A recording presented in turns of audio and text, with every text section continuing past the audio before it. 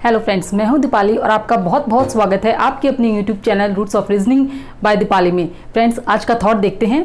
आज का थॉट है, जिंदगी में जीत और हार तो हमारी सोच बनाती है। जो मान लेता है वो हार जाता है, जो ठान लेता है वो जीत जाता है। फ्रेंड्स, अगर हमें लाइफ में सक्सेस पानी है, हमने कोई भी गोल अगर सेट किया है, हमारा वो टारगेट जो है वो हमें अचीव करना है, तो सबसे पहले हमें उसके लिए यहाँ से प्रिपेयर होना पड़ता है।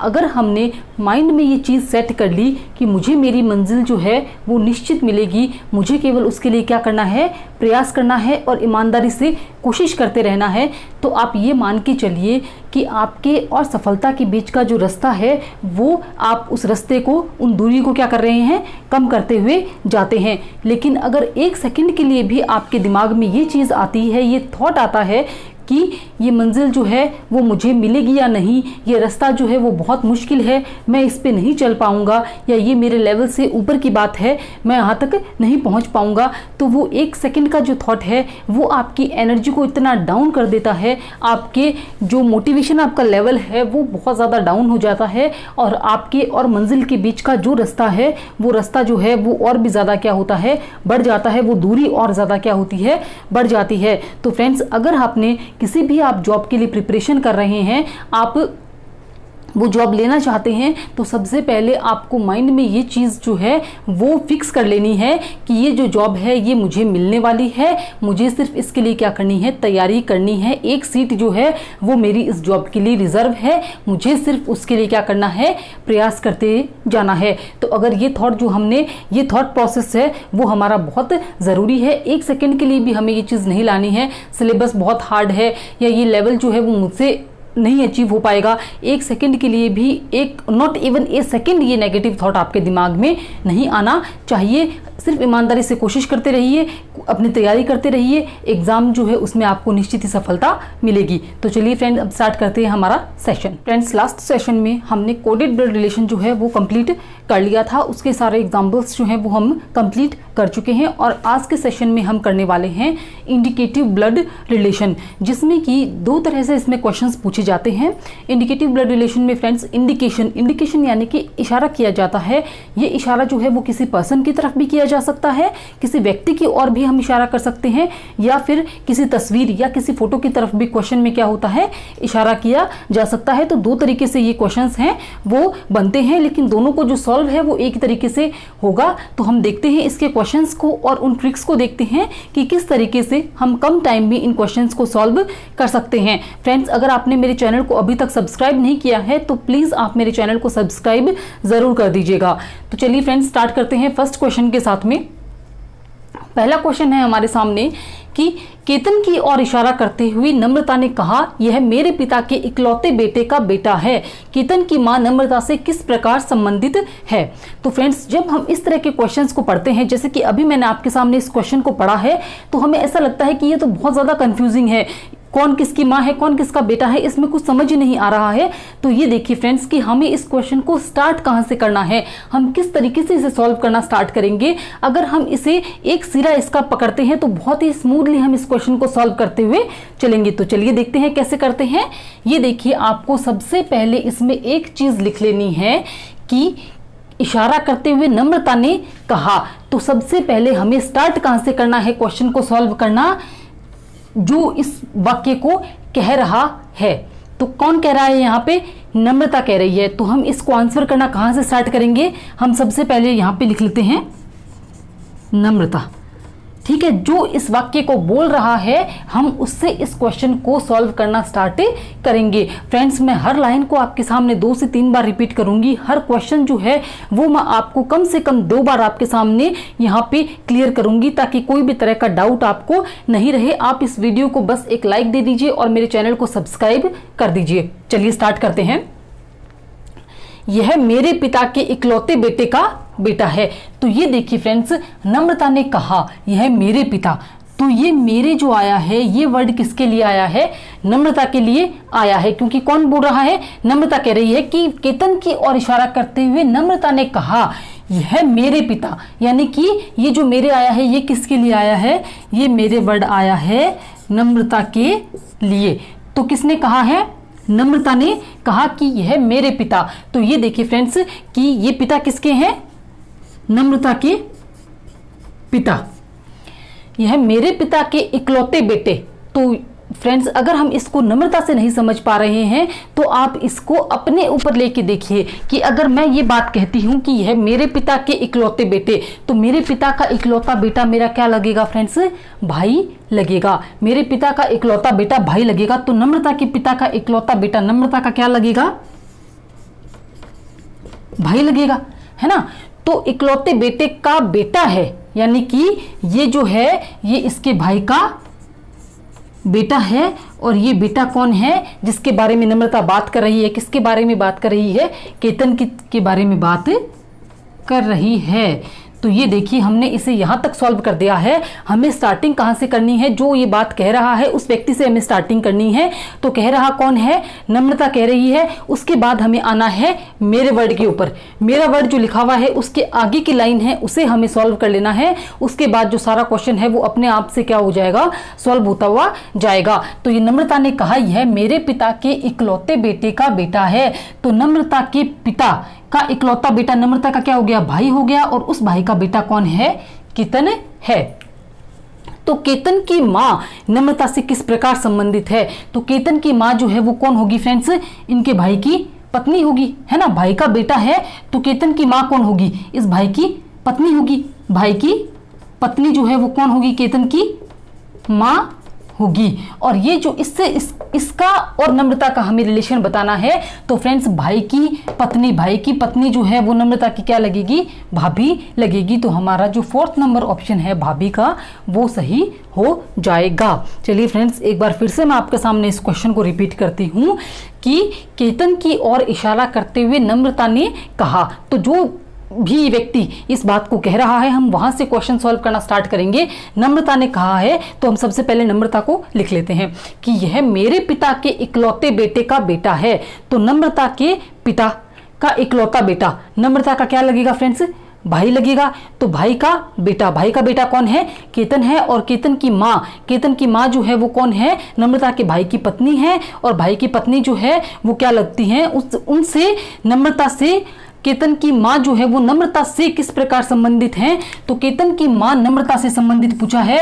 तो केतन की माँ जो है वो नम्रता की क्या लगेंगी, भाई की पत्नी यानी कि भाभी लगेंगी। तो हमारा ऑप्शन जो है वो 4th नंबर ऑप्शन भाभी जो है वो क्या हो जाएगा, सही हो जाएगा। तो हमारी इस क्वेश्चन को सॉल्व करने की क्या अप्रोच बैठती है फ्रेंड्स, वो ये बैठती है कि सबसे पहले जो भी इस वाक्य को बोल रहा है उसको हमें लिख लेना है, वहां से हमें क्वेश्चन सॉल्व करना स्टार्ट करना है। उसके बाद में जो भी उस व्यक्ति से जो भी रिलेशन बैठते हैं, मेरे के बाद में जो भी रिलेशन बैठते हैं वहां से हम क्वेश्चन को सॉल्व करेंगे तो बहुत इजीली हम आंसर तक पहुंच जाएंगे। चलिए फ्रेंड्स हम इसके और भी एग्जांपल करेंगे, उससे हमें क्या है, जब हम लास्ट एग्जांपल तक आएंगे तो आप बहुत इजीली इन क्वेश्चंस को सॉल्व कर पाएंगे। तो चलिए सेकंड क्वेश्चन मैं अभी आपके सामने लिखने वाली हूं। तो आपको सबसे पहले क्या करना है, खुद उस क्वेश्चन को सॉल्व करने की कोशिश करनी है। उसके बाद में हम साथ मिलकर उस क्वेश्चन को सॉल्व करेंगे। तो चलिए बढ़ते हैं नेक्स्ट क्वेश्चन की तरफ। फ्रेंड्स नेक्स्ट क्वेश्चन है हमारी तरफ, हमारे सामने है। एक महिला की ओर इशारा करते हुए नमन ने कहा वह मेरी दादी के इकलौते बच्चे की बेटी है। महिला नमन से किस प्रकार संबंधित है। तो चलिए स्टार्टिंग कहां से करनी है, स्टार्टिंग हमें करनी है नमन से, क्योंकि इस वाक्य को कहा किसने है, नमन ने कहा है। तो हम नमन से स्टार्ट करते हैं। हम यहां पे लिख लेते हैं नमन, ठीक है। वह मेरी दादी के इकलौते बच्चे, सबसे पहले आते हैं मेरी के बाद का जो है हम उसे सॉल्व करना स्टार्ट करेंगे। तो मेरी दादी यानी कि नमन की कौन, दादी। तो दादी जो आएंगी वो क्या आएंगी, 2 जनरेशन ऊपर आएंगी, इनके बीच में भी एक जनरेशन क्या है आएगी, है ना। दादी है, ग्रैंड पेरेंट है, तो 2 जनरेशन क्या आएंगी ऊपर आएंगी। दादी के इकलौते बच्चे, तो आप ये देखिए नमन को भूल जाइए, आप खुद पे रख के देखिए कि मेरी दादी हैं, मेरी दादी के इकलौते बच्चे कौन होंगे, मेरे फादर होंगे, है ना। मेरी दादी के इकलौते बच्चे कौन होंगे, नमन के पिता होंगे, है ना। इकलौते बच्चे की बेटी, तो ये देखिए पिता की बेटी, मेरे पिता की बेटी मेरी क्या कौन होगी, बहन होंगी, है ना। तो ये कौन है, यहां पे हम लिखेंगे पिता की इकलौती बेटी नमन की कौन होगी, बहन होंगी, है ना। नमन पिता की इकलौती बेटी है, वो नमन की क्या लगेगी, बहन लगेगी। तो महिला नमन से किस प्रकार संबंधित है, इसकी तरफ इसी की तरफ नमन ने इशारा किया है कि दादी के इकलौते पुत्र, है ना।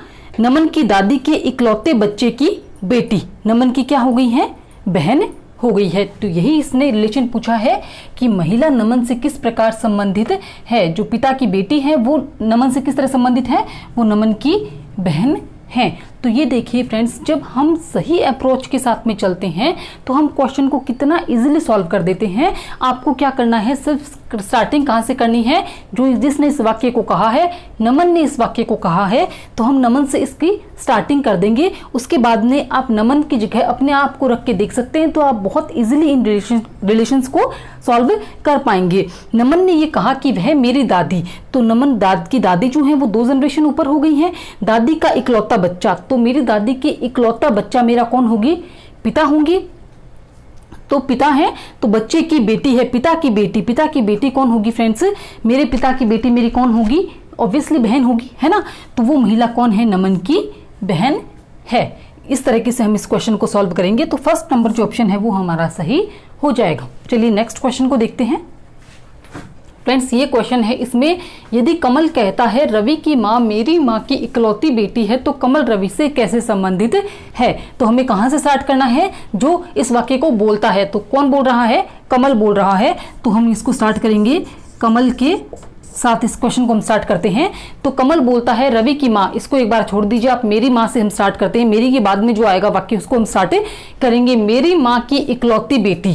तो आप ये देखिए फ्रेंड्स, आप अपने आप को रखते हैं, तो मेरी माँ की इकलौती बेटी कमल की माँ है।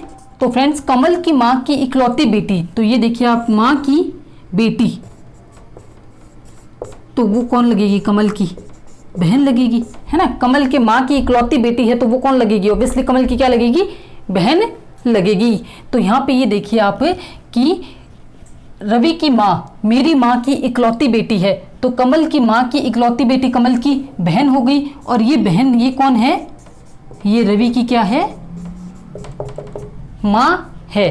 तो कमल की माँ की इकलौती बेटी कमल की बहन हो गई, और ये कौन है, रवि की माँ है। तो ये देखिए फ्रेंड्स, इसने पूछा है कमल रवि से कैसे संबंधित है।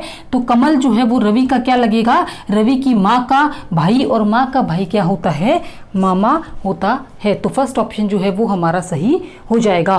तो फ्रेंड्स दोबारा देखते हैं, कमल कहता है, तो कमल के साथ इस क्वेश्चन की स्टार्टिंग की हमने कि मेरी माँ की इकलौती बेटी, कमल की माँ की इकलौती बेटी क्या लगेगी, कमल की बहन लगेगी। और ये कमल की जो बहन है ये कौन है, यही रवि की माँ है। तो रवि की माँ जो है वो कौन है, कमल की बहन है। तो माँ का भाई जो है वो क्या लगता है, मामा लगता है। तो कमल रवि से किस तरह से संबंधित हो जाएगा, कमल रवि के मामा हो जाएंगे। अगर ये क्वेश्चन ऐसे होता कि रवि कमल से किस तरह से संबंधित है तो हमारा आंसर होता नेफ्यू जो है वो हमारा आंसर होता। लेकिन यहाँ पे पूछा है कमल रवि से किस तरह संबंधित है, तो फ्रेंड्स क्या होता है, हम क्वेश्चन को पूरा सॉल्व कर देते हैं, लेकिन फिर लास्ट में आके हम यहाँ पे कंफ्यूज हो जाते हैं कि कमल का रवि से रिलेशन बताना है या रवि का कमल से बताना है। तो फर्स्ट हमें जो पूछा है, फर्स्ट पहले जो नाम आया है वो उसका हमें संबंध बताना है कि वो इसका क्या लगेगा। तो यहाँ पे पहले नाम आया है कमल का, तो कमल रवि से किस तरह संबंधित है, यानी कमल रवि का क्या लगता है, कमल जो है वो रवि का क्या लगता है, मामा लगता है। चलिए नेक्स्ट क्वेश्चन की तरफ बढ़ते हैं। नेक्स्ट क्वेश्चन को सॉल्व करते हैं। फ्रेंड्स मुझे उम्मीद है कि आप बहुत इंटरेस्ट के साथ इन क्वेश्चंस को सॉल्व कर रहे हैं। फ्रेंड्स रीजनिंग एक ऐसा सब्जेक्ट है कि जितना हमें ट्रिकी लगता है उतना ही अगर हम एक बार इसे सॉल्व करना स्टार्ट कर देते हैं तो हमें बहुत इंटरेस्टिंग ये सब्जेक्ट लगने लग जाता है। सिर्फ बात आपके इंटरेस्ट की है, आप इसमें थोड़ा सा अपना ध्यान लगाइए और देखिए क्वेश्चंस कितने इजीली सॉल्व होते हुए जाते हैं। तो चलिए इस क्वेश्चन को भी हम देखते हैं। इस क्वेश्चन को मैं बहुत ही आपको कहती हूँ कि इंटरेस्ट आने वाला इस क्वेश्चन को सॉल्व करने में। आप बस थोड़ा सा इसको ध्यान से एक बार देखिएगा। मुझे उम्मीद है कि बहुत सारे जो मेरे स्टूडेंट्स हैं उन्होंने इसका आंसर जो है वो अपने आप से निकाल भी लिया होगा। तो चलिए देखते हैं। मंच पर एक आदमी की ओर इशारा करते हुए राधा ने कहा, किसने कहा है, राधा ने, वह मेरे पति की पत्नी की बेटी का भाई है। तो ये देखिए फ्रेंड्स पूरी जो लाइन है वो उलझी हुई लगती है, तो इसे सुलझाना चलिए शुरू करते हैं। किसने कहा है, राधा ने कहा है। तो सबसे पहले हम क्या लिख लेते हैं, यहाँ पे राधा जो है वो लिख लेते हैं। वह मेरे पति की पत्नी, तो ये देखिए फ्रेंड्स, अगर अपने आप को मैं रख के देखती हूँ, राधा है ना, तो हम अपने आप को, अगर आप मेल हैं तो अपने आप को आप फीमेल समझ के अपने आप को राधा की जगह रख के देखिए। वह मेरे पति की पत्नी, तो फ्रेंड्स मेरे पति की पत्नी कौन होगी? मैं खुद होंगी, है ना, मेरे पति हैं वो, तो मेरे पति की पत्नी कौन होगी? ऑब्वियसली राधा खुद होगी। आ गई ना बात समझ में कि मेरा पति है, मेरे पति है, तो मेरे पति की पत्नी कौन होगी? ऑब्वियसली मैं खुद ही होंगी, है ना। की बेटी, यानी कि वो बेटी किसकी है? राधा की बेटी। तो मेरे पति की पत्नी मैं खुद हूं, तो वो कौन है? मेरी बेटी है वो, है ना। तो ये बात जब राधा कहती है कि मेरे पति की पत्नी, तो पति की पत्नी कौन है? राधा खुद है। तो राधा की बेटी का भाई, तो राधा की बेटी का भाई, यानी कि ये कौन है? राधा का बेटा है।